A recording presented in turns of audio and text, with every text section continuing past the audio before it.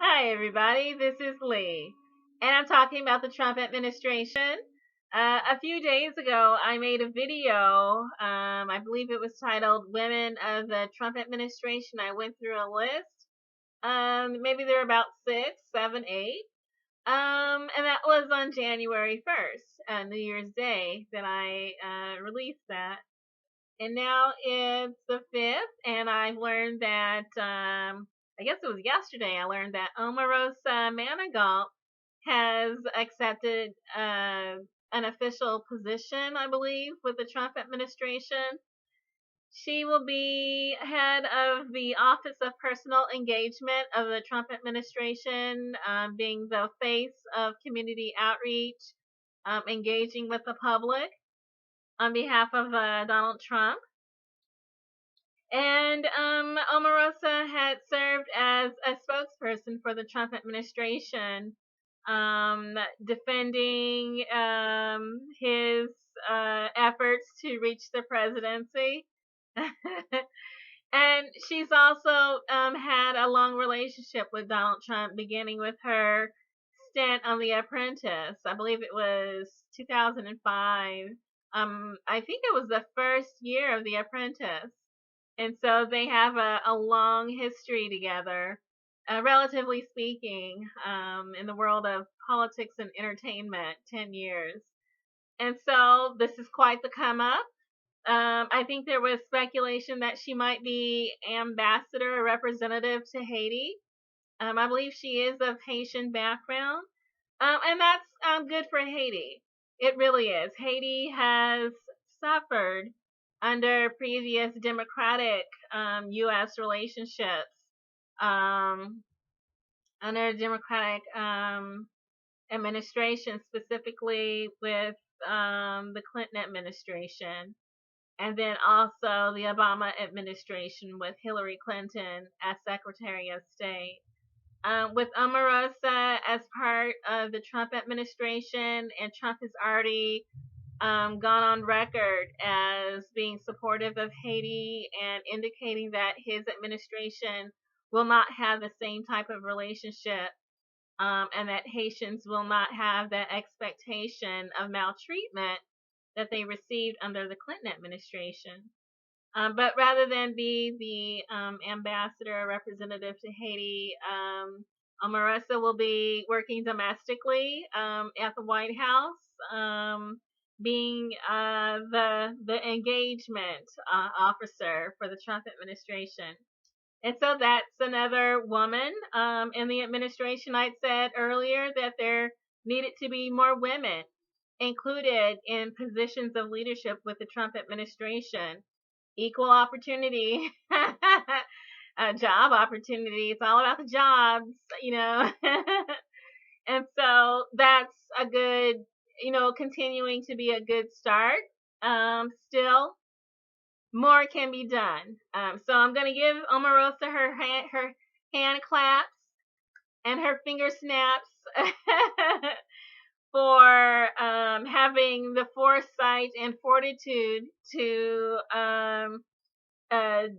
establish her path to the White House and realize her full potential there. Hopefully, what benefits her and the Trump administration will also be a benefit to us in North America, and also hopefully to Haiti. We shall see. So congratulations to Omarosa Manigault. I'm going to go on to talk about some more members of the Trump administration, and the fact that there's an article at Common Dreams talking about the confirmations that have to be done in order to confirm these appointments, or certain of them. Let's see. The article at Common Dreams is the GOP's brilliant plan to distract from critical confirmation hearings. And I've commented on, the women of the Trump administration, including Elaine Chao and Linda McMahon and Nikki Haley and things like that, saying I really didn't have much of a problem with the women of the Trump administration. And I did have some kind of misgivings about Betsy DeVos if she had been appointed to the EPA or energy. I might feel differently because she supports alternative energy, renewable energy, clean energy. However, she's up for Secretary of Education, and she's kind of shown a favorability towards privatization of education and a preference for charter schools, and that concerned me, since she would be the Secretary of Education if she makes it through the confirmation hearings. And so some I was more worried about than others. I also talked about Scott Pruitt and Brian Zink and Rick Perry, of course, energy, EPA, interior, things like that, and how that might affect our overall public health and environment and tribal sovereignty rights. And so it's a controversy here. And I think it's good to be careful about reactionary attitudes towards the Trump administration, resisting just on principle. We need to build coalitions. We do. And so when we do resist, make sure that it's something that's defensible, that resistance is defensible, and that you're not resisting just to resist. And so, again, it's pick your battles. Pick your battles. But anyway, the GOP has this strategy I'm going to describe. It appears that the GOP is going to have six confirmation hearings scheduled for the same day. So, it'll be like, do we protest over here? Do we protest over there? And not one hearing will dominate the news cycle. At least it looks like that might be their plan. And so I'll just go through the schedule and talk about it. So on Tuesday, January 10th, for Judiciary, Jeff Sessions, up for the Attorney General. That's when it's his hearing. And so, that will be just him. And so people will be able to get in there and voice their concerns about Jeff Sessions. On Wednesday, January 11th, we have Betsy DeVos up for education. And then we also have Elaine Chao up for transportation. And John Kelly up for Homeland Security.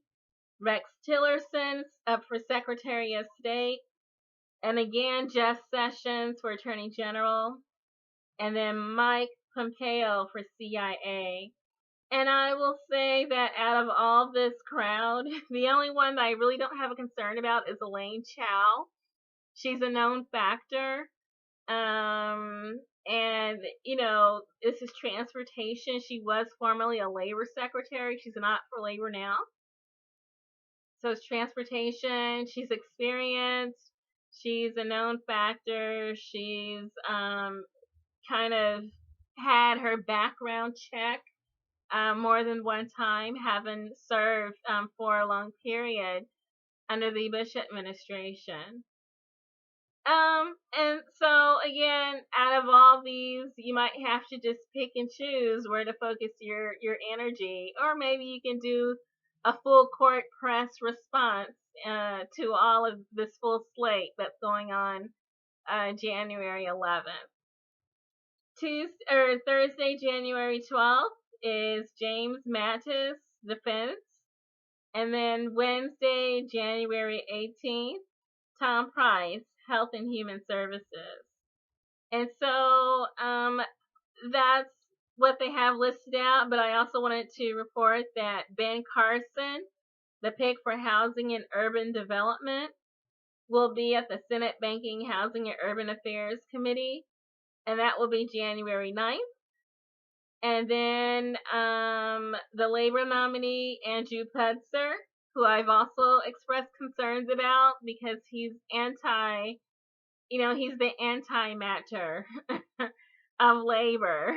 And that's the funny thing about a lot of these Trump appointments is it seems like the people being appointed are anti-department that they are being appointed to.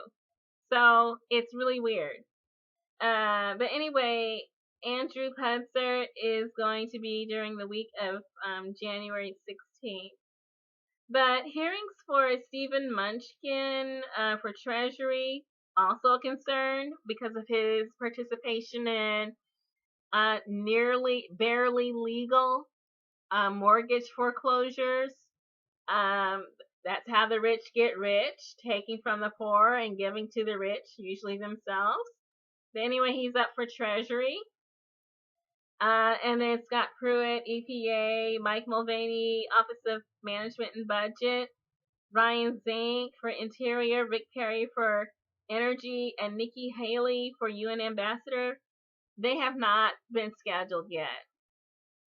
And then out of this last set that I just named, I believe it's Nikki Haley would probably cause the least amount of concern as it stands. Maybe more will come out in the hearing if she reveals more of her world views. But as it stands, I think out of all that crowd, it's Nikki Haley that might have the easiest time getting through the hearing, as people have to choose their battles and focus on the most direct threat. So that's how things are shaping up.